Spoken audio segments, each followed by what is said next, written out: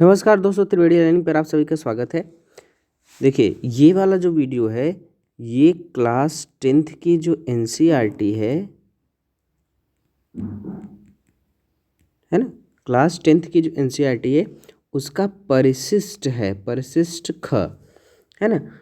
इसमें क्या है ना कि कुछ ऐसी चीज़ें हैं जो फैक्ट हैं, है ना। फैक्ट, इस फैक्ट के बारे में बात होगी इस वीडियो में, ठीक। तो देखिए, अब यहाँ पर क्या है कि कुछ फैक्ट दिया हुआ है जिसे आपको याद रखना है, ठीक। ये प्रीलिम्स के लिए बहुत ज़्यादा इम्पोर्टेंट होता है। देखिए, कुछ यहाँ पर ये दिया है कि एक तरफ दिया है इस्पात, है ना। मतलब ये दिया हुआ है कि इस्पात संयंत्र दिया हुआ है, इसकी स्थापना, ठीक, सहयोगी देश या किसके स्वामित्व में है, और अवस्थिति मतलब ये कहाँ पर है। नेक्स्ट जो एनसीईआरटी आएंगी ना, या 11th की जो एनसीईआरटी आएगी, 12th की, उसमें ना इन सब का मैप दिया हुआ है, ठीक। तो उस पर हम आगे बात करेंगे। अभी बस इतना आप जानते रहिए कि यहाँ पर जो परिशिष्ट ख है 10th की एनसीईआरटी का, उसमें क्या है। देखिए, अब इस्पात संयंत्र में देखिए, सबसे पहले इसको दिया हुआ है ISCO,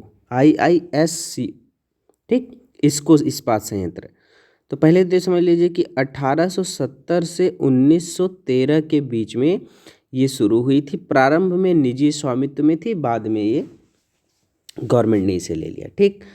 अब देखिए, इसका 1972 में राष्ट्रीयकरण किया गया, ठीक।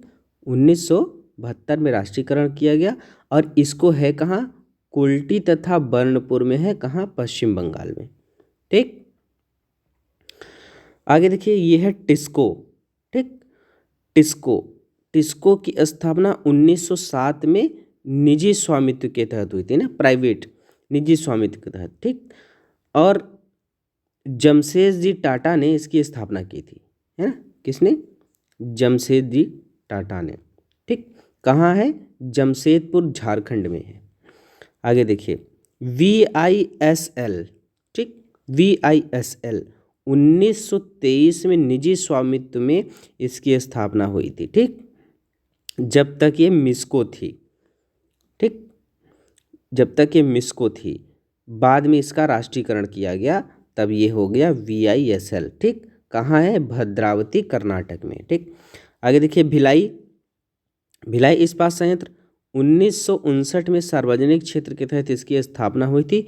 सोवियत यूनियन ने इसमें सहयोग दिया था। कहाँ पर है? भिलाई, छत्तीसगढ़ में है, ठीक। ये मध्य प्रदेश लिखा हुआ है, भिलाई छत्तीसगढ़, ठीक। भिलाई मध्य प्रदेश। अब आगे देख लीजिए यहाँ पे, ठीक। आगे देखिए, बोकारो 1972 में इसकी स्थापना हुई थी सार्वजनिक क्षेत्र के तहत बोकारो में। सोवियत यूनियन ने इसमें सहयोग दिया था। कहाँ है? बोकारो, झारखंड में, ठीक। आगे देखिए, दुर्गापुर 1959 में इसकी भी स्थापना हुई थी। UK यानी इंग्लैंड ने इसमें सहयोग दिया था। कहाँ है? दुर्गापुर, पश्चिम बंगाल में। उसके बाद राउरकेला है, ये भी सार्वजनिक क्षेत्र के तहत स्थापना हुई थी। कौन सहयोग दिया था? जर्मनी ने सहयोग दिया था। राउरकेला कहाँ है? उड़ीसा में। उसके बाद देखिए, विशाखापट्टनम, ये सार्वजनिक क्षेत्र की कंपनी है। विशाखापट्टनम आंध्र प्रदेश में स्थित है, ठीक। सेलम है, सार्वजनिक क्षेत्र की कंपनी है।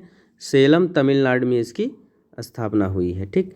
उसके बाद विजयनगर है, ये सार्वजनिक क्षेत्र की कंपनी है, और ये कर्नाटक में स्थित है, ठीक।